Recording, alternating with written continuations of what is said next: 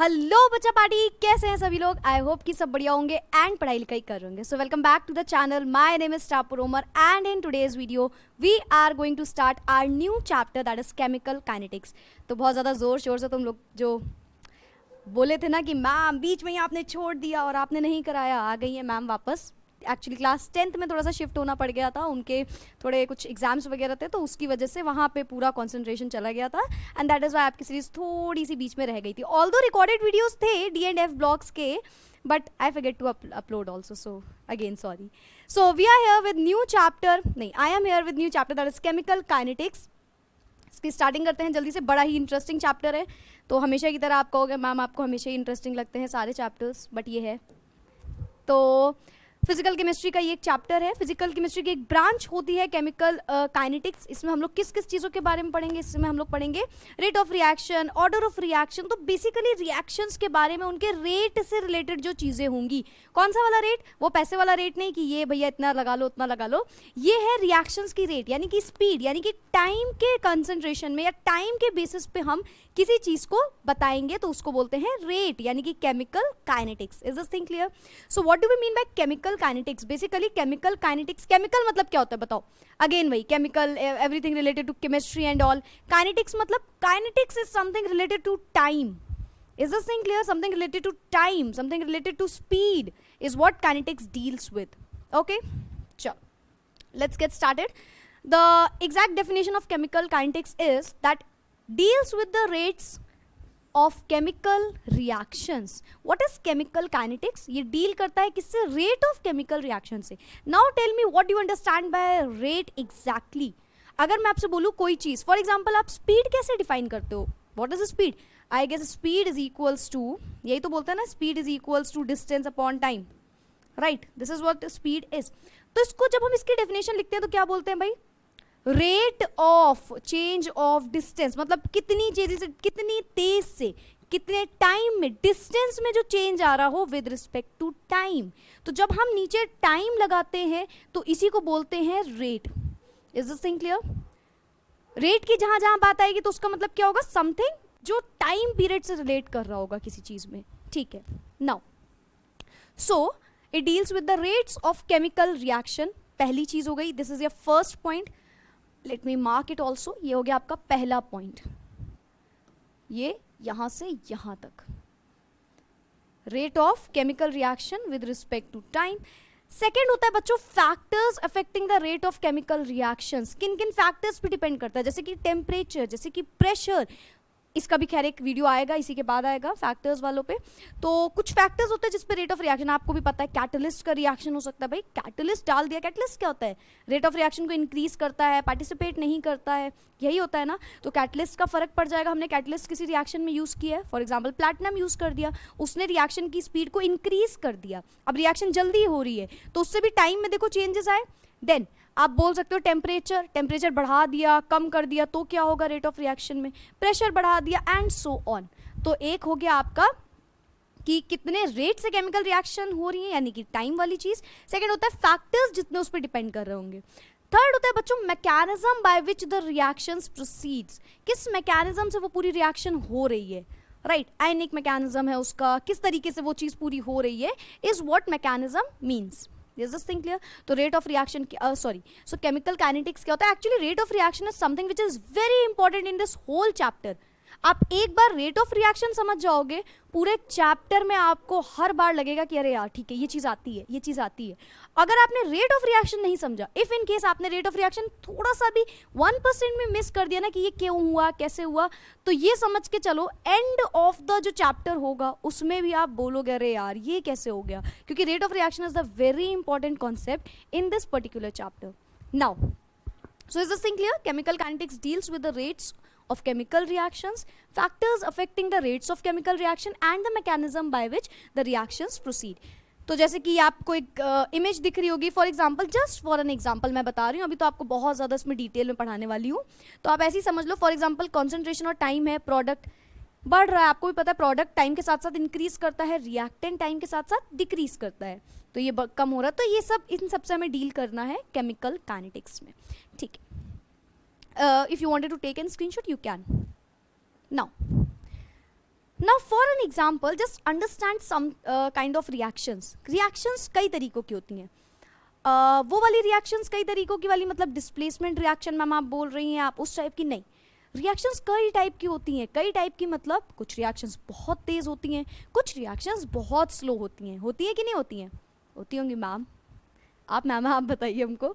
चलो, the speed of a different chemical reactions varies hugely. मतलब बहुत ज़्यादा अमाउंट में, बहुत ज़्यादा मतलब वेरी करती है. कुछ बहुत तेज़ होती है, कुछ बहुत धीरे होती है, कुछ मॉडरेट होती हैं. तो इन सब के बारे में हमें जानना है. लेकिन क्या ये जो हम रेट ऑफ रिएक्शन पढ़ रहे हैं ये सारी रिएक्शंस में लगता होगा? सोचो, तब तक आंसर बताते हैं. Now some reactions are very fast. As I told you, कुछ रिएक्शंस बहुत फास्ट होती हैं, बहुत तेज़ी से हो जाती हैं. And the others are very slow, कुछ बहुत धीरे धीरे होती हैं. Now, the speed of a reaction is called the rate of reaction. So, what do you understand by rate of reaction? किस स्पीड से कोई रिएक्शन हो रही है. फॉर एग्जाम्पल कोई बहुत तेज से हो रही है, कोई बहुत धीरे से हो रही है. तो कौन सी ये जो टाइम पीरियड आ रहा है इसमें, तो यही होता है rate of reaction. And I don't think so मैं इतना ज़्यादा बता तो रही हूँ ऑनेस्टली, बट मुझे पता है कि दिल से तो तुम लोग इस बात को तुरंत एक वर्ड में ही समझ गए कि rate of reaction ma'am time से रिलेटेड है. राइट, लेकिन डिटेल में इसलिए बता रही हूँ ताकि एंड तक भी नहीं भूलो ये चीज़. Now the rate of reaction depends on. देखो, रेट ऑफ रिएक्शन दो तरीकों की चीज़ों पे डिपेंड कर सकता है. पहला तो ये हो सकता है कि जो आपके पार्टिकल्स हैं उनकी फ्रीक्वेंसी ऑफ कोलिजन क्या है. कोलिजन सब लोग जानते हैं, जैसा आप अपनी क्रश से टकरा जाते हो कभी कभी, तो वैसे ही कोलिजन, पार्टिकल्स का टकराना. राइट, किसी भी चीज़ का टकराना. So the frequency of collision between particle कितनी तेज़ी से टकरा रहे हैं. Now for example there are two pens. Just for an example there are two pens. अब ये धीरे से टकराए तो वापस भी धीरे गए. Are you getting my point? तेज से टकराए तो वापस भी तेज से गए. यही होता है ना. तो सेम हो रहा है यहाँ पे. पार्टिकल्स कितनी तेजी से, किस फ्रीक्वेंसी से कोलाइड कर रहे हैं. ठीक है. Second one is the energy with which the particles collide. पहला तो हो गया कितनी फ्रीक्वेंसी से कर रहे हैं, एंड सेकेंड जितनी एनर्जी से कर रहे हो. तो ये दो चीज़ें डिपेंड करती हैं. नाउ इसको थोड़ा सा आगे बढ़ते हैं. ये जो स्लो रिएक्शंस और वो हैं, rate of reaction very very important. Mark my words, very important concept. ये रेट ऑफ रिएक्शन क्या होता है, तो आप नाम से समझ गए होंगे कि कितनी तेज़ी से या कितने कम, कितने स्लो से, कितनी स्पीड में या कितना स्लोली कोई रिएक्शन अकर कर रही होगी. This is what rate of reaction means. But still rate of reaction is the speed at which a chemical reaction proceeds. एक केमिकल रिएक्शन किस स्पीड से चल रही है उसे बोलते हैं हम rate of reaction. It is often expressed in terms of either the concentration, very important, that is amount per unit volume. This is also very important. अब मैं जब concentration बोल रही हूँ ना, या अच्छा हो सकता है आप लोगों ने ये चैप्टर अपने स्कूल में पढ़ लिया हो सकता है आपने ये चैप्टर अपने कोचिंग्स में पढ़ लिया हो, अपने ट्यूशंस में पढ़ लिया हो, but still I'll make sure at the end of this chapter you are gonna say कि हाँ कुछ तो एक्स्ट्रा, मतलब इसमें ये चीज़ एक्स्ट्रा मिली, इस वीडियो में वो चीज़. तो हर टीचर अलग अलग तरीके से पढ़ाता है, बट जो मैं यहाँ पे आपको पूरा कॉन्सेप्ट लेके आती हूँ वो 110% ऐसा होता है जिसमें आपका कोई चीज़ मिस नहीं हो रही होती. अगर एक चैप्टर खत्म किया है तो उसमें कुछ छूटा नहीं होगा, चाहे उसके भले ही मुझे चाहे जितने वीडियो बनाने पड़ जाए, बट वो चैप्टर पूरी तरीके से कंप्लीट होने के बाद ही आप तक आता है. Are you getting my point? तो ये मत सोचा करो कि ये चैप्टर हो गया, इसमें क्या ये रह गया वो रह गया. नहीं, कॉन्सेप्ट एक भी नहीं कम होगा उसमें. ये मैं पूरा मेक श्योर करके ही वीडियो बनाती हूँ. तो अगर आप पढ़ भी चुके हो तो भी आपको बहुत सारी चीज़ें जानने को मिलेंगी. ध्यान से पढ़ना. कॉन्सेंट्रेशन बच्चों होता है अमाउंट पर यूनिट वॉल्यूम. क्योंकि जब आपको क्वेश्चन आएगा कभी लीटर्स के टर्म्स में आ जाता है ना. फॉर एग्जांपल अभी बताएंगे, फॉर एग्जांपल किसी में लिखा है 2 लीटर. अब बच्चे सोचते हैं मैम ने तो ऐसा कुछ बताया ही नहीं यार, हमको बताया गया था कंसंट्रेशन और हमको बताया गया था टाइम. अब ये क्या आ गया नई चीज़? तो यही होता है भाई, कॉन्सेंट्रेशन होता है बच्चों कितना अमाउंट है, कितने मोल्स हैं बेसिकली पर यूनिट, जितना उसका वॉल्यूम हो. ठीक है. क्वेश्चन से आपको मैं समझाऊंगी अभी. Of a product that is formed in a unit time, एक टाइम पीरियड पे. इसको एक तरीके से और बोल सकते हो आप, जैसे कि the concentration of a reactant that is consumed in a unit of time. ठीक है. तो बेसिकली रिएक्टेंट्स होंगे, आपको पता है रिएक्टेंट्स क्या होते हैं भाई, जो रिएक्ट करके प्रोडक्ट बना रहे होते हैं वो रिएक्टेंट्स होते हैं left hand side. And then होते हैं हमारे प्रोडक्ट्स. ठीक है. तो अगर मैं आपसे बोलूं आपको रेट ऑफ रिएक्शन लिखना है, तो आप रेट ऑफ रिएक्शन कैसे लिखोगे? इन सब के इक्वल जो चीज़ होगी, कितना रिएक्शन रेट, कितने कॉन्सेंट्रेशन से, अगर मैं यहाँ पे एक्सप्रेस करूँ इसको, तो रिएक्शन ये जो रिएक्टेंट्स है डिवाइडेड बाय डेल्टा टी, कितने टाइम पीरियड में कितने रेट से कॉन्सेंट्रेशन ऑफ आर इंक्रीज या डिक्रीज कर रहा है, इक्वल्स टू यहाँ पे product divided by delta T. तो बेसिकली ये होता है हमारा रेट ऑफ रिएक्शन। ये जो मैंने बात बोली है ना, this is rate of reaction, ठीक है। ये माइनस होगा, ये प्लस होगा, बताते हैं क्यों होगा। फिलहाल ये होता है rate of reaction, concentration with respect to time. तो मैंने आपको सिर्फ और सिर्फ क्या बताया, rate of reaction is what, आपको याद रखना है concentration with respect to time, and आपको क्या याद रखना है, कॉन्सेंट्रेशन होता है मोल्स पर लीटर, ठीक। ये भी चीज़ याद रखते हुए चलना। Is this thing clear? चलो आगे बढ़ते हैं जल्दी से। हाँ, एकदम आग वाग लग गई है एकदम से। Very fast reactions, now there are some reactions जो बहुत तेजी से हो रही होती हैं, राइट। मतलब इन अ सेकेंड आप बोल सकते हो, इन अ सेकेंड वो रिएक्शंस अकर करती हैं, वो रिएक्शंस पूरी तरीके से एक्सप्लोजिव होती हैं, उन रिएक्शंस को थोड़ा बल्कि प्रिकॉशंस ज़्यादा दी जाती हैं। तो कुछ ऐसी रिएक्शंस होती है, जैसे अभी मैंने आपको बताया था 2 रिएक्शन है, वेरी फास्ट, वेरी स्लो। वैसे तो 3 होती है, मॉडरेट भी होती है, ठीक है। और आज हमें सिर्फ मॉडरेट के बारे में पढ़ना है, ये भी मैं आपको बता दूं। सो वेरी फास्ट रिएक्शन में आता है बच्चों आपकी आयनिक रिएक्शंस। आयनिक पता है ना, फॉर एग्जांपल आयंस रिलेटेड, जिसमें आयंस ब्रेक होते हैं और फिर से डेवलप होते हैं, फिर से बनते हैं। For an example ionic reactions का मैं आपको एग्जांपल दे सकती हूँ, NaCl plus AgNO3 silver nitrate. तो ये क्या बनाएगा, AgCl के प्रेसिपिटेट बनाएगा, साथ में क्या बनाएगा, NaNO3 सोडियम नाइट्रेट, राइट। क्या बोला मैंने, NaCl, देखो Na प्लस में होता है, आयंस के फॉर्म में ना, प्लस माइनस। तो NaCl AgNO3, तो AgCl बन गया, यहाँ से Na आया, यहाँ से Ag आया, NaN और सॉरी हाँ, Ag आया एंड Cl के पास आ गया और ये दोनों आपस में आ गए। तो एक आयनिक रिएक्शन है, कैसी रिएक्शन है, बहुत फास्ट रिएक्शन, लाइक ये सेकंड्स में ये रिएक्शंस हो सकती है, इतनी फास्ट रिएक्शन होती है, मिली सेकेंड्स में हो सकती है, इतनी फास्ट रिएक्शन होती है। Then there are some reactions like nuclear explosion, as you all know, किसी न्यूक्लियर एक्सप्लोजन होना, again a very very fast reaction, एक सेकंड में पूरी तरीके से एक्सप्लोजिव हो जाता है, लोग मर सकते हैं, बहुत कुछ होता है। तो उसमें आई डोंट थिंक सो मुझे जाने की जरूरत है, आपको पता होगी वो बातें। सो ये होती हैं जो वेरी फास्ट रिएक्शंस होती हैं, ये ऐसी रिएक्शंस होती हैं जो सेकेंड्स में, that they take seconds, they take milliseconds, right, पूरी होने में कुछ टाइम लेती हैं, बहुत कम टाइम इंटरवल लेती हैं। अभी मैंने आपसे एक क्वेश्चन पूछा था कि क्या रेट ऑफ रिएक्शन सबका निकाल सकते हैं एंड जो भी। अब मुझे बताओ, क्या इसका रेट ऑफ रिएक्शन निकलेगा? जो चीज़ मिली सेकेंड में हो रही है उसका रेट डिटरमाइन करना क्या आसान है? क्या हो सकता है? नहीं हो सकता। प्रैक्टिकली ये सारी चीज़ें are not, just a second, internet download manager, okay, sorry, हाँ। तो क्या ये रिएक्शंस पॉसिबल है? नहीं, इनका rate of reaction is not possible. Rate of reaction can not be determined, निकाला नहीं जा सकता, और अगर निकाला भी जाएगा तो एग्जैक्टली नहीं आएगा। Are you getting my point? कोई चीज़ तुरंत हो रही, लाइक कोई बाइक है, वो बहुत तेज से गई आपके सामने से, तो आप उसका क्या निकाल सकते हो? आप उसकी प्रोबेबिलिटी निकाल सकते हो कि किस रेट से, किस टाइम पे वो गई होगी। तो यहाँ पे भी यही है, प्रोबेबिलिटी निकालना इज पॉसिबल। जैसे इलेक्ट्रॉन होता है ना, एक थ्योरी बताई थी क्लास 11th में कि इलेक्ट्रॉन जो होता है उसका आप टाइम एक साथ नहीं बता सकते, अगर टाइम बता लोगे आप उसका मैग्नीट्यूड नहीं बता पाओगे, तो वही है, मोमेंटम नहीं बता पाओगे। तो ये वही है कि एक ही साथ आप प्रोबेबिलिटी नहीं है कि इस रिएक्शन का रेट निकाल पाओ। तो ये होती है हमारी वेरी फास्ट रिएक्शंस। क्या हम रेट ऑफ रिएक्शन निकाल सकते हैं वेरी फास्ट रिएक्शन का? The answer is no. Then there are some reaction that are very slow, बहुत धीरे होती हैं। फॉर एग्जाम्पल रस्टिंग, अपने कोई आयरन की चीज़ खरीदी, क्या आप जाके रख दोगे तो क्या कल जाके आप 1 घंटे बाद जाओगे तो क्या उसमें जंग लग जाएगी? क्या वो जंग लग के एकदम ख़राब हो जाएगा? नहीं। लेकिन क्या बहुत साल बाद आप जाओगे तो क्या ऐसा होना पॉसिबल है? बिल्कुल पॉसिबल है। तो यानी कि रस्टिंग ऑफ आयरन, जैसे कि for example it takes years to occur,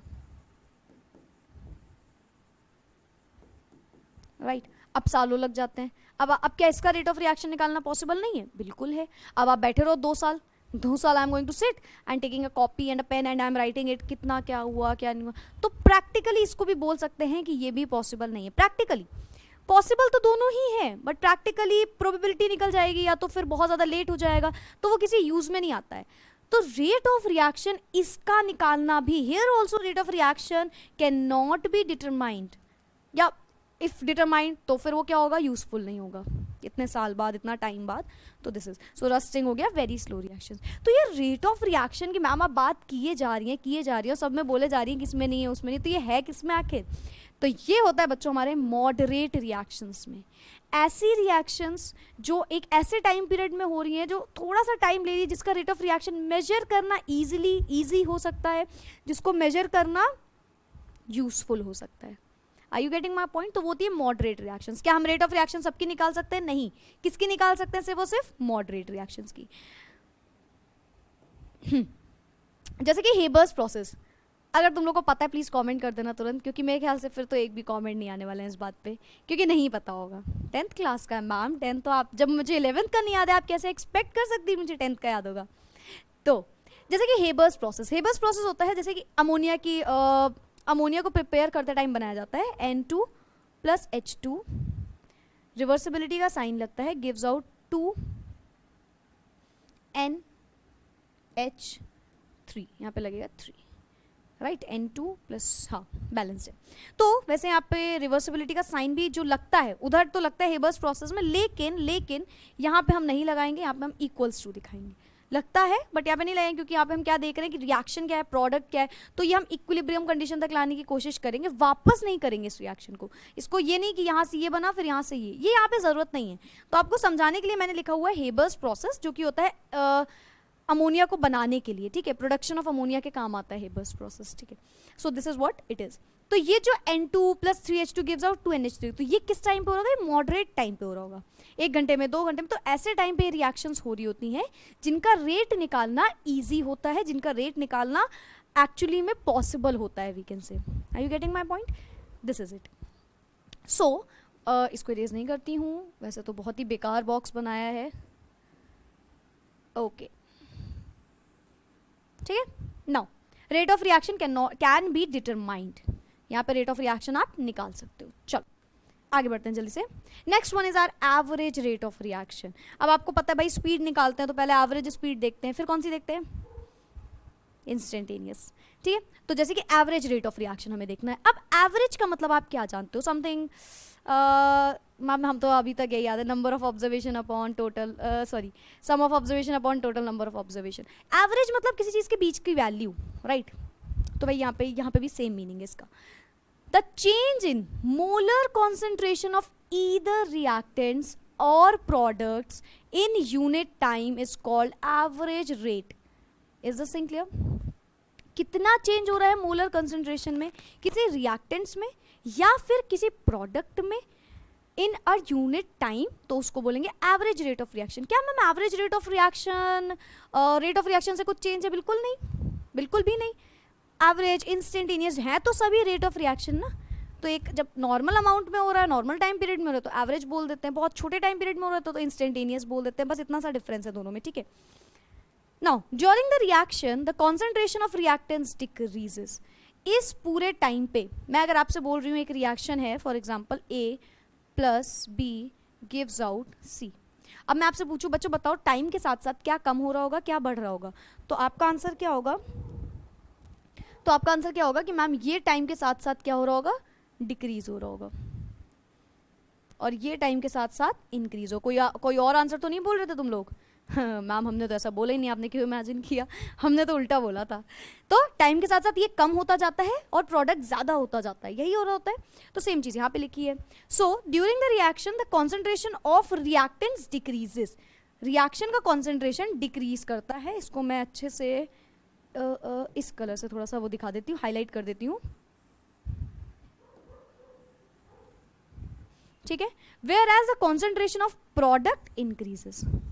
product का कॉन्सेंट्रेशन बढ़ रहा होता है और रिएक्टेंट्स का कॉन्सेंट्रेशन कम हो रहा होता है। बहुत बच्चों जैसी बातें लग रही होंगी कुछ लोगों को अगर आपने चैप्टर पहले पढ़ा है, अगर आपने बहुत ज़्यादा अच्छे से पढ़ा है, हो सकता है आपको बच्चों जैसी लग रही हो बातें, बट अगेन ये बच्चों जैसी बातें ही गलत करवा देती हैं, आगे के क्वेश्चंस गलत करवा देती हैं चैप्टर में और डिटेल फॉर्म में। सो exponentially until they reach an equilibrium position। दुनिया की हर रिएक्शन एक ना एक टाइम पे इक्विलिब्रियम रिएक्शन पे आ जाती है। मतलब कि ऐसी कोई भी रिएक्शन नहीं होती जो शुरू होती और एंड तक चलती रहती है ज़िंदगी भर, या ख़त्म होती है तो तुरंत ख़त्म हो जाती है, नहीं। हर रिएक्शन एक इक्विलिब्रियम स्टेट मेंटेन कर देती है at the end, her reaction almost like 99% तो ऐसा ही होता है कि इक्विलिब्रियम कंडीशन मेंटेन होती ही होती है, एक टाइम के बाद वो रुक जाती है उसका रेट, ठीक है। Now when the rate of concentration of reactant decreases, then the average rate of reaction will be negative. Very important point. अभी मैं इसको समझाती हूँ आपको, मैथमेटिकली समझाती हूँ। अभी नॉर्मल सुन लो, अगर रेट ऑफ रिएक्शन कम हो रहा है, रिएक्टेंट कम हो रहा है तो उस पर नेगेटिव लगेगा, प्रोडक्ट बढ़ रहा है, जो भी कम हो रहा है उस पर नेगेटिव लग जाएगा, जो भी ज़्यादा हो रहा है उस पर पॉजिटिव लग जाएगा, ठीक है। When the rate of concentration of product increases, then the average rate of reaction will be positive, ठीक है। तो मैंने आपको क्या बताया, मैं यहाँ पे लिख देती हूँ। हाँ, ये वाली चीज़ अभी रुक जाओ, अभी पहले ये चीज़ समझो कि अगर मैंने बोला कि ये रिएक्टेंट है और ये प्रोडक्ट है, रिएक्टेंट से प्रोडक्ट बन रहा है, तो हम यहाँ पे क्या लिखेंगे, कॉन्स्टेंट रेट ऑफ रिएक्शन निकालना है। Now for an example I am asking to write rate of reaction, ठीक है, ROR is rate of reaction. तो आप क्या बोलोगे, मैम जितना कॉन्सेंट्रेशन ऑफ R है डिवाइडेड बाय जितना टाइम पीरियड पे हो रहा होगा, राइट, वो इक्वल होगा जितना कॉन्सेंट्रेशन प्रोडक्ट का है डिवाइडेड बाय जितने वो टाइम पीरियड में हो रहा होगा। आप यही सोचोगे। यहाँ पे एक चीज़ नेगेटिव होगी, एक चीज़ पॉजिटिव होगी, कैसे पता चलेगा, क्यों होगी, समझो। जब हम बात करते हैं बच्चों रिएक्टेंट्स की, तो ये क्या करता है, टाइम के साथ साथ डिक्रीज करता है, और जब हम बात करते हैं प्रोडक्ट की, ये टाइम के साथ साथ इंक्रीज करता है। सो दैट मीन्स अगर हम इसको लिखेंगे तो कैसे लिखेंगे, minus R divided by delta T is equals to plus का P divided by delta T. Got my point. तो अगर आपको कभी ऐसा लिखा हुआ आता है, या आपको कभी आगे के क्वेश्चंस में, तो खैर you are going to be used to of it, but still negative क्यों लगा बच्चों, बताने के लिए कि ये चीज़ क्या हो रही है, डिक्रीज कर रही है with respect to time. Visible है ये? तो ये चीज़ डिक्रीज कर रही है with respect to time. Positive है बच्चों, मतलब कि आप समझोगे कि ये चीज़ इंक्रीज कर रही है विद रिस्पेक्ट टू टाइम। क्या ये चीज़ सबको याद हो जाएगी? मतलब पॉजिटिव नेगेटिव का आप गलत मतलब मत समझना, जैसे कई बातों को आप लोग समझ जाते हो। तो नेगेटिव का मतलब बहुत कोई बड़ी बात नहीं, बस इतना मतलब है कि ये डिक्रीज हो रही है। ऐसा मतलब नहीं कि इसकी वैल्यू नेगेटिव में आएगी, या ये जब बन के आएगा तो नेगेटिव वैल्यू में निकल के आएगा आंसर, ऐसा नहीं। इसका बस इतना मतलब है कि ये जो आर है ये डिक्रीज कर रहा होगा, रिएक्टेंट्स डिक्रीज कर रहे होंगे, प्रोडक्ट इंक्रीज कर रहा होगा। तो अब जब जब भी आप ये चीज़ लिखोगे रेट ऑफ रिएक्शन, तो याद करते हुए लिखना कि रिएक्टेंट्स के साइड पे आपको नेगेटिव लगाना है, वेयरएज प्रोडक्ट के साइड पे आपको पॉजिटिव लगाना है। Is this thing clear? Now next thing is rate of appearance and rate of disappearance. क्या होते हैं ये rate of appearance and rate of disappearance? अब नाम से अगेन आप लोग समझ रहे होगे, समझदार तो तुम लोग बहुत ज्यादा हो।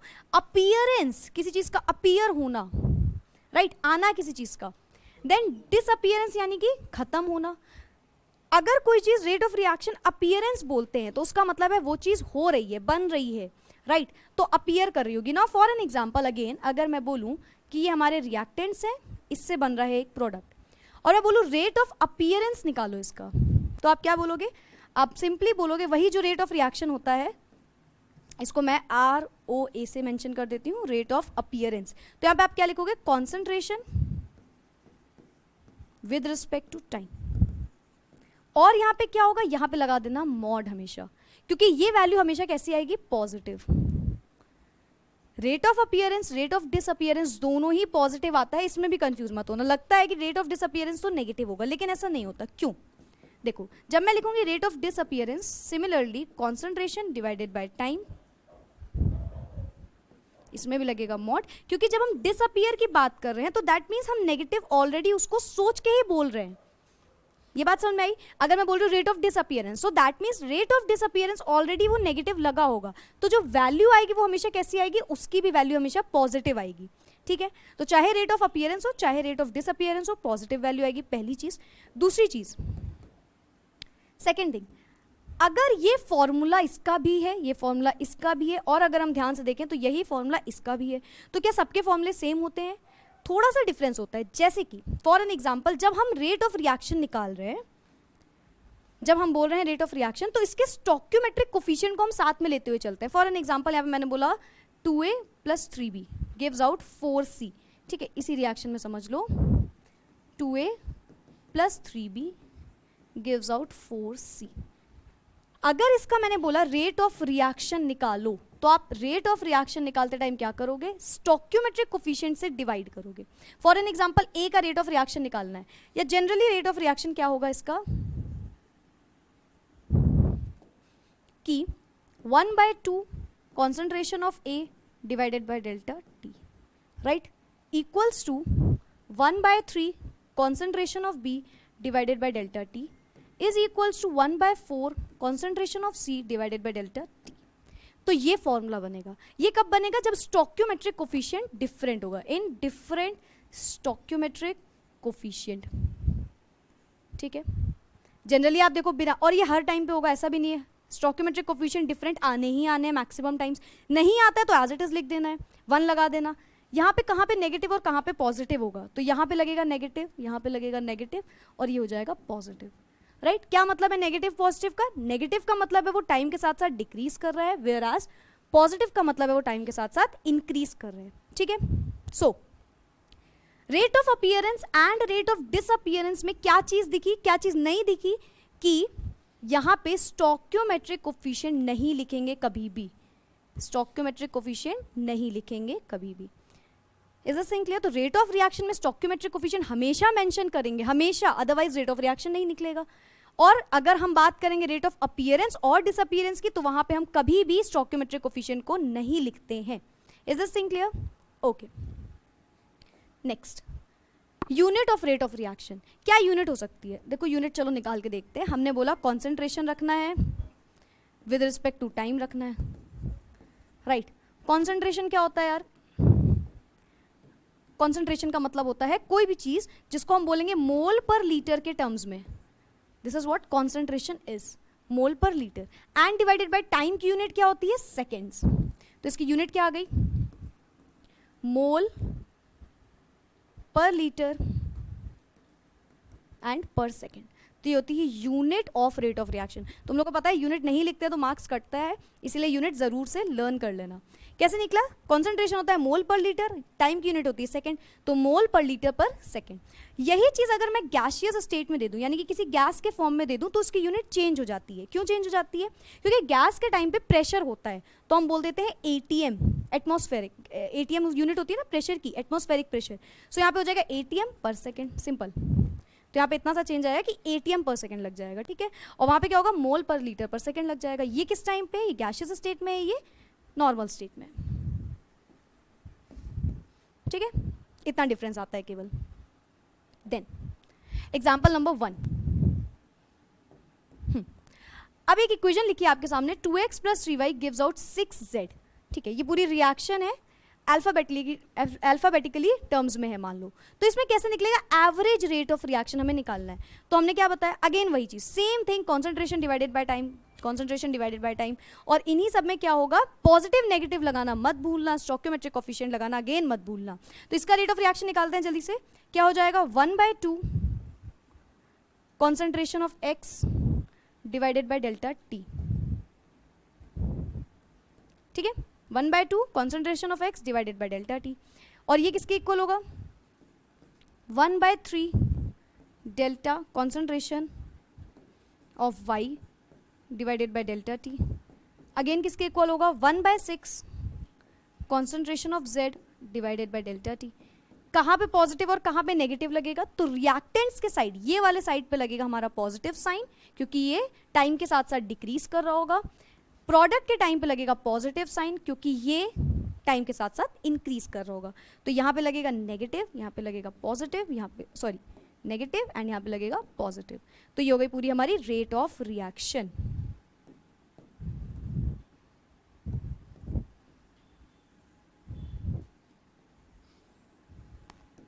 ठीक है, इसको एवरेज रेट ऑफ रिएक्शन भी बोलेंगे। एवरेज क्यों, क्योंकि एक पर्टिकुलर टाइम पीरियड पे हो रहा होगा, ठीक है। तो ये हो गया। इसके साथ साथ आपको इसकी यूनिट भी याद रखनी है, हर साइड होगा मोल per litre per second,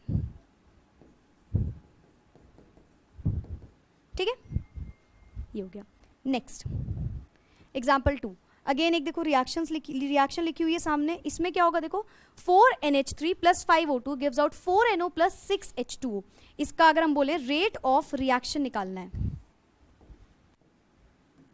rate of reaction. तो कैसे निकलेगा, concentration of NH3 with respect to time 1/4 लग जाएगा आगे, इक्वल्स टू, और ये नेगेटिव होगा या पॉजिटिव, नेगेटिव। सेकेंड में क्या है, ऑक्सीजन, तो that is concentration of oxygen with respect to time और स्टोइकियोमेट्रिक कोफिशिएंट, अगेन पॉजिटिव या नेगेटिव, नेगेटिव, इक्वल होगा NO के with respect to time, positive, equal होगा पॉजिटिव में H2O के with respect to time and 1/6, 1/4। Is this thing clear? तो ये हो गया इसका रेट ऑफ रिएक्शन। यहीं पे अगर आपसे कोई पूछ ले फॉर एन एग्जांपल, इसी क्वेश्चन में रेट ऑफ अपीयरेंस बताओ, तो रेट ऑफ अपीयरेंस किसका, for an example rate of appearance बोल रहा है अमोनिया का, बताइए NH3 का रेट ऑफ अपीयरेंस बताओ, तो आप क्या करोगे, सिंपल मॉड लगा देना है, जो भी चीज हो, अमोनिया ये रहा, तो NH3 divided by delta T जो उसका होगा, ये कॉन्सेंट्रेशन है, और इस पे लग जाएगा mod. Are you getting my point? Sorry sorry sorry sorry sorry, ये तो अपीयरेंस नहीं, डिसअपीयरेंस, यहाँ पे डिसअपीयरेंस होगा, राइट? तो इस पे D लिख देना, ठीक है, और ये मॉड लगा देना। मॉड में लगवा क्यों नहीं, आप समझ रहे हो ना, ताकि आपको याद रहे कि हमेशा पॉजिटिव वैल्यू आनी है उसकी, ठीक है। नाउ रेट ऑफ अपीयरेंस अगर मैं पूछ लूँ किसका, फॉर एग्जाम्पल NO का पूछ लूँ, तो आप बोलोगे concentration of NO ma'am divided by delta T ma'am, concentration में मॉड लगा दीजिएगा मैम, ये हो जाएगा अपीयरेंस, ये हो जाएगा डिसअपीयरेंस। यूनिट आपको याद हो गई होगी, इस वाले में मेरे ख्याल से मुझे बताने की जरूरत नहीं, अपीयरेंस डिसअपीयरेंस आप समझ गए होगे। स्टोइकियोमेट्रिक कोफिशिएंट हटा देना, नेगेटिव साइन को भूल जाना। Okay, so that was example 1 and this was example 2, then move on to example 3। एक क्वेश्चन है हमारे सामने, लेट्स सॉल्व इट आउट। कौन सा रंग चुनूं मैं, मेरे रंग में रंगने वाली परी हो या हो, मैम बहुत गंदी आवाज़ है, ओके ठीक है मैं रुक जाती हूँ। चल जल्दी से बताते हैं। फॉर एन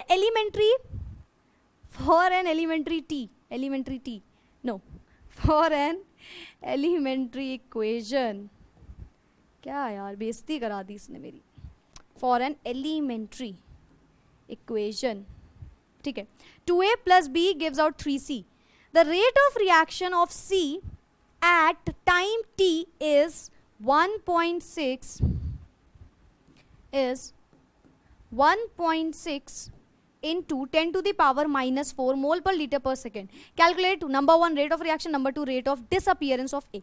चलो एक एलिमेंट्री इक्वेशन दी हुई है, इस इक्वेशन में उसने, ये है हमारी बेसिकली इक्वेशन, इस इक्वेशन बोल रहा है rate of appearance of C दिया हुआ है आपको टाइम के साथ इतना, क्या दिया हुआ है, rate of appearance of C. बिना सोचे समझे सबसे पहले हाथ चलाओ और लिखो rate of reaction is equals to जो भी इसका बन रहा हो 1/2 concentration of A with respect to time is equals to 1/1 minus का concentration of B with respect to time is equals to 1/3 positive का concentration of C with respect to time.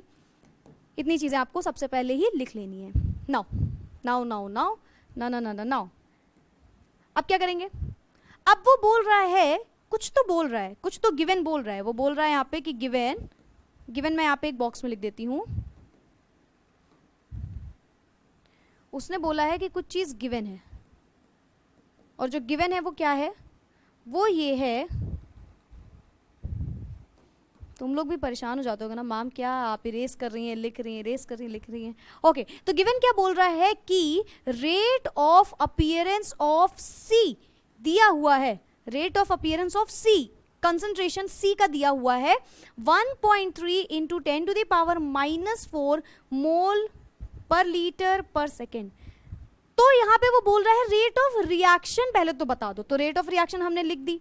अब हमें दिख रहा है कि delta C, sorry concentration of C with respect to T, ये जो है ये गिवन है 1.3 इंटू 10 टू द पावर -4, इसी की तो बात कर रहा है ना, concentration with respect to time rate of appearance होता है, तो ये चीज गिवन है मैम। लेकिन हमें निकालना है रेट ऑफ रिएक्शन, तो हम यहाँ पे क्या करेंगे, हम यहाँ पे करेंगे कि इसकी वैल्यू हमको दिख रहा है कि गिवन है, तो इसको 1/3 से मल्टीप्लाई कर दो, सिंपल एज दैट। इसको 1/3 से मल्टीप्लाई कर देंगे, बाकी सबके ये इक्वल आ जाएगा तुरंत।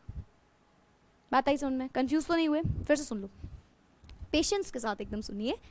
आपको जो वैल्यू गिवन है वो इसकी वैल्यू देखने में लग रही है, राइट? है तो यही, इसको पॉजिटिव फॉर्म में इतना रख दो तो ये है हमारा रेट ऑफ अपीयरेंस। तो मैम ये तो हमें पता चल गया इसकी वैल्यू गिवन है। क्या बच्चों ये इसके इक्वल है? नहीं, लेकिन है भी। कब है कब नहीं है? अगर हम सिर्फ इसकी बात करें कि ये सबके इक्वल है तो आप बोलोगे नहीं। अगर मैं बोलूं इस चीज के साथ इसको मल्टीप्लाई कर दो और फिर देखो क्या ये इसके साथ इसके इक्वल है, तो आप बोलोगे यस मैम, क्योंकि साथ में सबके लगा है इक्वल का sign, right? Are you getting my point? तो अगर हमने 1/3 से मल्टीप्लाई करके उसकी वैल्यू निकाल ली तो वो सबके इक्वल आ जाएगी। तो किस बात में देरी? तो यहाँ पे हो जाएगा 1/3 इंटू 1.3 इंटू 10 की पावर -4 और इसकी वैल्यू आएगी something equals to 4.33 mole per litre per second. बताओ भाई, किसी को थोड़ी सी भी दिक्कत हुई इस बात में? मैंने बोला उसकी वैल्यू मुझे पता है, मैंने बोला आगे 1/3 लगाया, बच्चों मल्टीप्लाई कर दो तो सबकी वैल्यू आ जाएगी एक साथ। यही तो rate of reaction. Rate of reaction में आपने एक चीज़ की वैल्यू निकाल ली तो सबके इक्वल ही तो आ रही है, बार बार थोड़ी सबको निकालना पड़ेगा आपको। समझ में आई मेरी बात? ओके तो यहाँ से मैं बोलूंगी कि 1/3 से आपको मल्टीप्लाई करना है, एज इट इज लिख देना है। नेगेटिव साइन नहीं हो सकता, यानी कि अच्छा नेगेटिव तो यहाँ पे तो खैर हो भी नहीं रहा था, अगर डिसअपीयरेंस दिया होता तो नेगेटिव आता, लेकिन आपको क्या लगाना है? मॉड लगा देना है और याद कर लेना है कि हमेशा पॉजिटिव आएगी value. Is this thing clear? क्या मेरा वीडियो चल रहा है? कहीं मैं रुकी तो नहीं हूँ? हाँ मैं चल रही हूँ, मतलब मेरा वीडियो चल रहा है। चलो तो ये चीज़ सबको समझ में आ गई। इसका आंसर आएगा आपको something 4.33 mole per litre per second. That's it. इसमें आई होप सो किसी को कोई दिक्कत नहीं होगी। आगे बढ़ते हैं जल्दी से। मैं इसको हटा दूं क्योंकि आगे भी आपको निकालना है। ऊपर लिख दूं क्या? ऊपर ऊपर ऊपर समझ में आएगा? चलो देखते हैं, ट्राई करते हैं। इससे ट्राई करते हैं। नेक्स्ट है आपका रेट ऑफ डिसअपीयरेंस ऑफ ए। ठीक है, तो आपको पता है मैम कॉन्सेंट्रेशन ऑफ ए होगा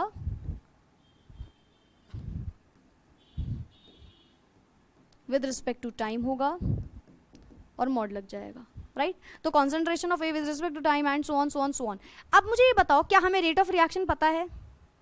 सोचो इसको हम कैसे निकालेंगे। तो इसको निकालने का बच्चों तरीका ये है कि हमें पता है रेट ऑफ रिएक्शन। इसको मैं इरेज कर देती हूँ। आंसर आ रहा है 1.33।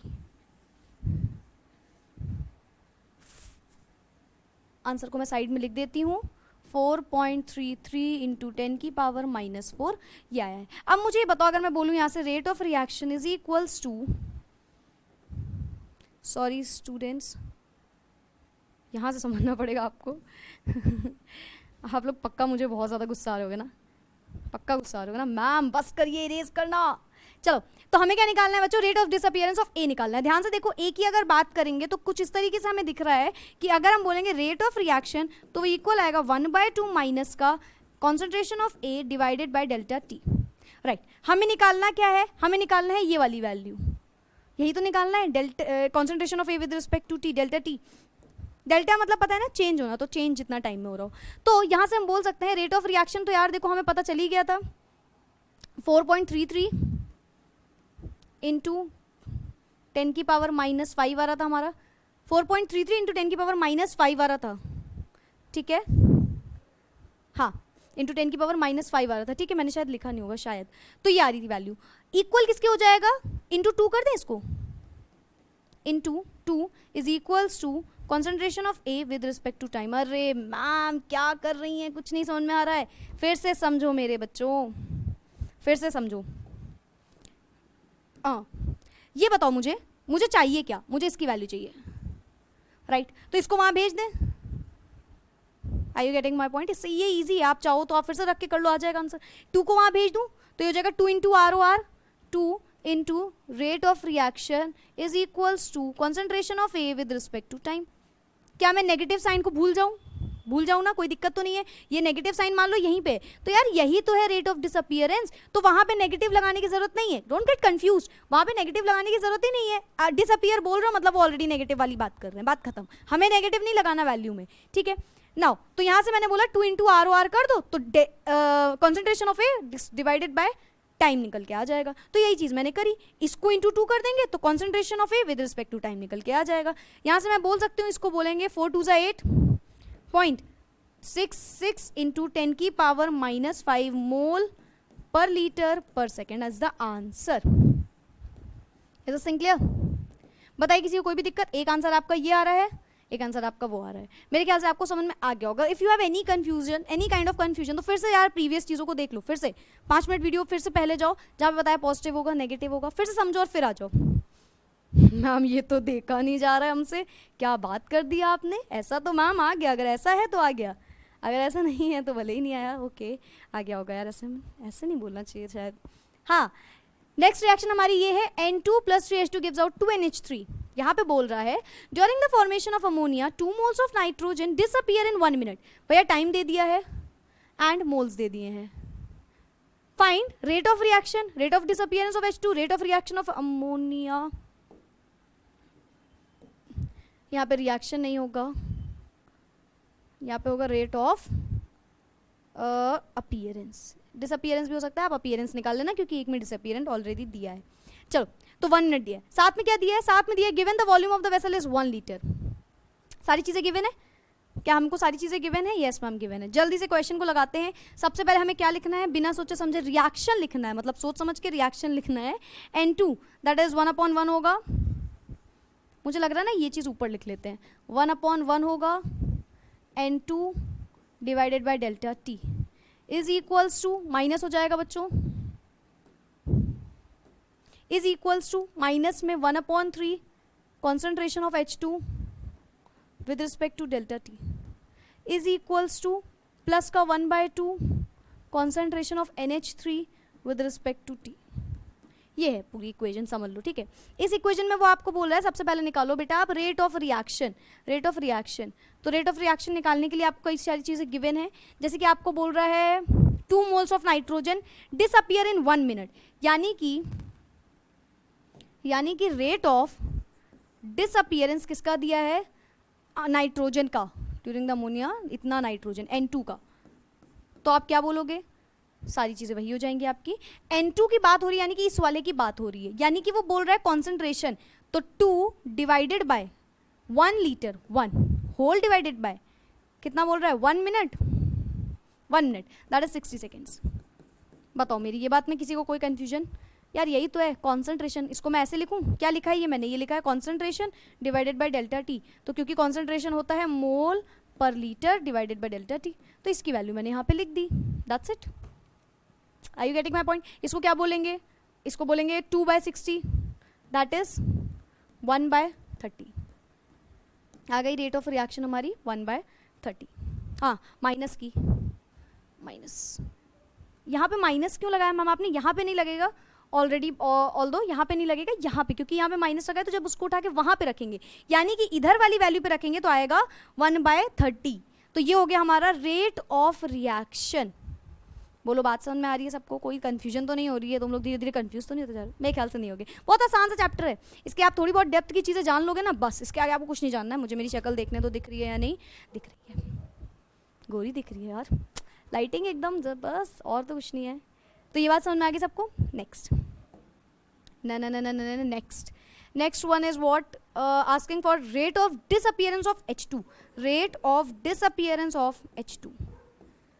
अगेन डिसअपियरेंस ऑफ H2, तो क्या हमें रेट ऑफ रिएक्शन पता है? रेट ऑफ रिएक्शन में H2 की जब हम बात करेंगे तो 1/3 H2 divided by delta T। यहाँ से मैं क्या बोलूँगी? माइनस लगा है, शायद माइनस लगा दो, ठीक है, क्योंकि डिसअपियरेंस पूछ रहा तो हमें ज़रूरत नहीं है, यहाँ पे लगेगा माइनस, ठीक है।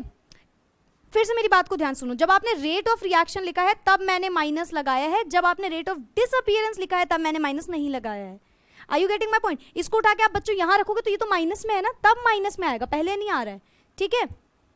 H2 की बात करते हैं, H2 इज हियर, तो 3 वहाँ जाएगा। रेट ऑफ रिएक्शन हमने निकाला है 1/30 इनटू ये 3 वहाँ जाएगा, क्रॉस मल्टीप्लाई होगा 3 इज इक्वल्स टू, मॉड लगा देंगे, अब हमें कोई मतलब नहीं है माइनस प्लस से, डिवाइडेड बाय डेल्टा T।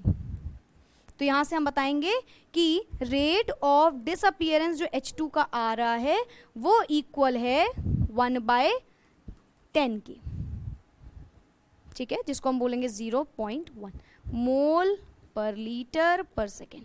बताओ भाई किसी को कोई दिक्कत? सेकेंड नहीं दिख रहा है? देख लेना भाई, मैंने लिखा है, मैंने कोई बदतमीजी नहीं करी है, उसमें दिख नहीं रहा है। Is this thing clear? यह क्या हमारा rate of disappearance of H2। Next next is what, next is rate of appearance of ammonia. क्या हटा दूं, क्या हटा दूं, ये हटा देती हूँ, ये बात आप समझ गए होगे। नेक्स्ट है आपका rate of appearance of I guess ammonia, ठीक है। तो अगेन वही, अगेन रेट ऑफ रिएक्शन लिखो, रेट ऑफ रिएक्शन इक्वल होता है किसके, अमोनिया के टर्म्स में देखो जरा जल्दी से, 1/2 NH3 divided by delta T, that's it, simple. तो यहाँ पे क्या बोलेंगे, 1/2 NH3, sorry rate of reaction हमने निकाला है, कितना निकाला है, 1/30, rate of reaction is 1/30 is equals to ammonia NH3,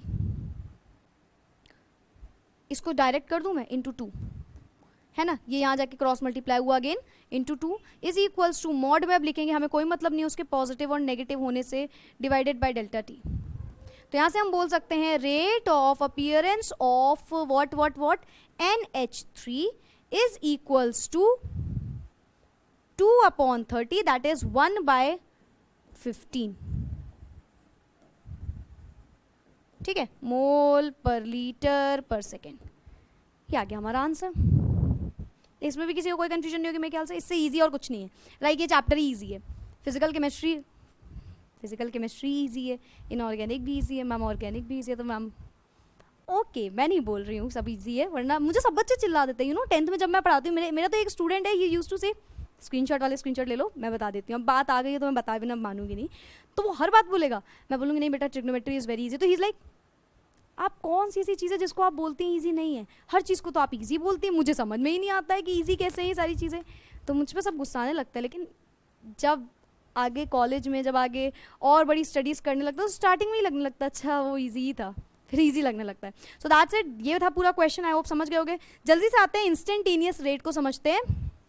instantaneous, instant का मतलब क्या होता है, एक किसी छोटे से पॉइंट, छोटे से टाइम पीरियड पे, इंस्टेंट टाइम पीरियड पे जो चीज़ हो रही हो वो होती है इंस्टेंटेनियस रेट। इसकी डेफिनेशन क्या है, the rate of reaction at any given instant is called instantaneous rate. तो एक इंस्टेंट पे, एक छोटे से टाइम पीरियड पे जो चीज़ होगी वो होगी इंस्टेंटेनियस रेट। इसको आर इंस्टेंट लिखा हुआ है, it is like R instant, ये ऐसे लिखा हुआ है, ठीक है।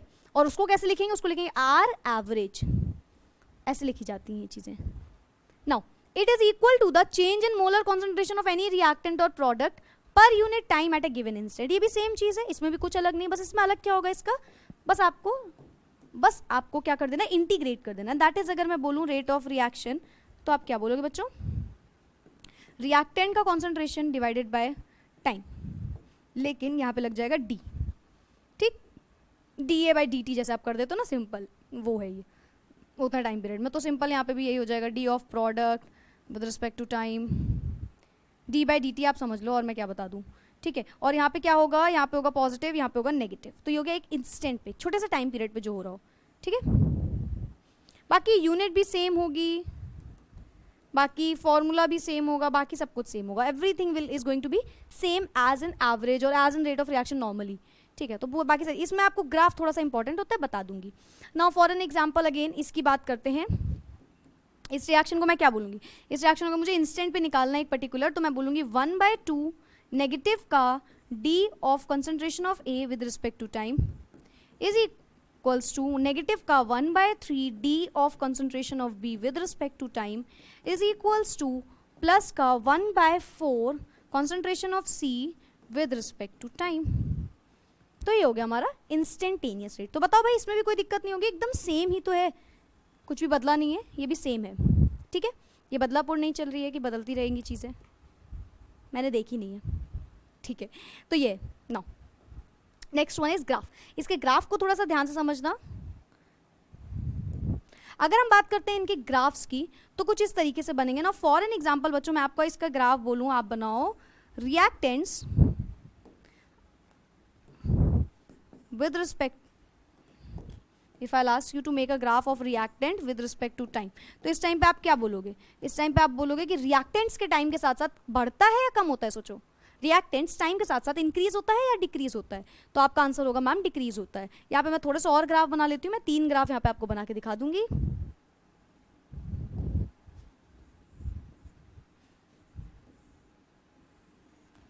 ठीक है, तो एक आप बात करोगे reactant with respect to time, product with respect to time, and then किसी भी चीज़ का कॉन्सेंट्रेशन तो खैर मैं बताने की ज़रूरत नहीं, मेरे ख्याल से स्लोप के फॉर्म में जान लेंगे, ठीक है। Product with respect to time को स्लोप के फॉर्म में जान लेंगे। तो फिर आप बोलोगे मैम ये तो नाइंसाफ़ी है, बेचारे रिएक्टेंट का क्या होगा, तो उसको भी जान लेंगे। नाइंसाफ़ी तो नहीं करेंगे। ये हो गया हमारा रिएक्टेंट का with respect to time slope वाला। तो इतने ग्राफ समझ लो, that will be more than enough. चलो, रिएक्टेंट टाइम के साथ साथ इंक्रीज करता है या डिक्रीज करता है, तो आंसर होगा डिक्रीज करता है। जाओ नहीं बेटा, बस ये लास्ट है। तुम ही लोगों से बोल रहे हैं, कई लोग तो जाने लगे होंगे, बस मैम बस करिए। तो इसका कुछ इस तरीके से ग्राफ बनेगा, ठीक है। थोड़ा सा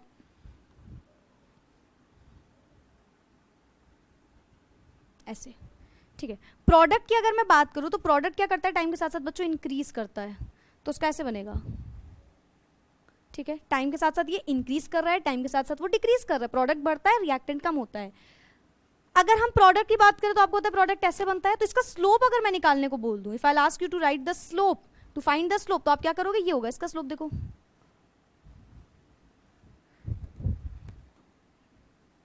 ठीक, तो ये आ गया इसका स्लोप, किसी का भी स्लोप निकालने के लिए। अगेन अगर मैं रिएक्टेंट्स की बात करूंगी तो रिएक्टेंट आपको पता है टाइम के साथ साथ कम होगा। अगर मैं इसके स्लोप की बात करूंगी तो इसका स्लोप यहां से निकल के आएगा, ठीक है। तो बस दैट्स इट। इसको एक बार देख लो, समझ लो, इसका स्क्रीनशॉट ले लो, और इसको नहीं लेना है स्क्रीनशॉट, स्टिल नोट जरूर कर लो, जल्दी से नोट करो, बिकॉज ये लास्ट स्लाइड है। तुम लोग मुझे गाली वाली दे रहे होगे ना मन ही मन में कि मैम बस, अब मैम आप बस ही कर दीजिए और हमें कुछ नहीं चाहिए रिएक्टेंट्स में, बल्कि इस तरीके से बनाओ,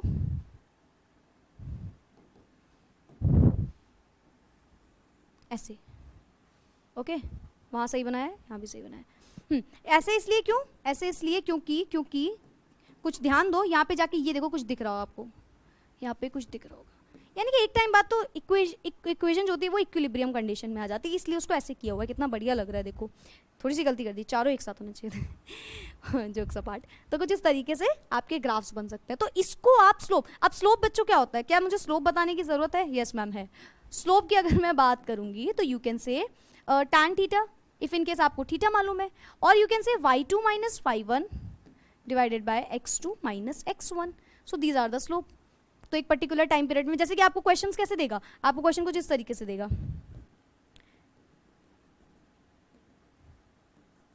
ठीक है। यहाँ पे क्वेश्चन हो गया, इसी को मैं क्वेश्चन बना देती हूँ। यहाँ पे फॉर एग्जांपल 5 सेकंड है, यहाँ पे 10 सेकंड है, यहाँ पे 2 मिनट है, यहाँ पे 4 मिनट है। तो जब 5 यहाँ पे प्रोडक्ट दिया उसने विद रिस्पेक्ट टू टाइम, तो 2 सेकंड पे इतना 5 कॉन्सेंट्रेशन जो है मोल पर लीटर, 5 मोल पर लीटर हो रहा होगा। तो आपको ये मिल गई एक वैल्यू। दूसरे वाले में आप बोलोगे 4, इसके मैंने क्वेश्चन एक्चुअली लिखे नहीं, आई थिंक सो, हाँ इसके क्वेश्चंस मैंने लिखे नहीं, मैं ऐसे ही इसमें बता दे रही हूँ। जो मैंने आपको एवरेज का बताया, एग्जैक्ट कॉन्सेप्ट वही यहाँ पे लग रहा है, एग्जैक्ट। उसके मैंने 4 से 5 आपको बता दिए, that is more than enough इसके लिए भी। लेकिन फिर भी स्टिल आपको मैं समझा देती हूँ यहाँ पे। इफ इन केस ये बोल दे तो आप क्या करोगे, सिंपल लिखना बच्चों स्लोप। यहाँ पे जैसे बात करूँ तो y2 minus y1 is equals to x2 minus x1, यही है। तो 10 minus 5 divided by 4 minus 2, that will be equals to 5/2। तो एक बार आप स्लोप निकाल लो। अब स्लोप निकाल के जहां जहां d of concentration divided by time है वहां रखते जाना, दैट्स इट। स्टोइकियोमेट्रिक कोफिशिएंट से मल्टीप्लाई करते जाना। तो ये कुछ इस तरीके से होगा। और जब 4 है तो ये बोल रहा है 10, तो ये वाला आप स्लोप लगा के बस आपको रखती जाना है values. So that's it for today. थोड़ा सा आई गेस लेंदी वीडियो हो गया, बट इट्स ओके, क्योंकि ये वीडियो लेंदी होना ज़रूरी भी है, स्टार्टिंग है चैप्टर की। नेक्स्ट वीडियो में हम थोड़ा सा जानेंगे फैक्टर्स के बारे में, एंड इस चैप्टर को जल्दी से खत्म करने की कोशिश किया जाएगा। Thank you so much, bye bye, take care, keep studying. Okay, mouse खो गया मेरे पास, नहीं मिल गया।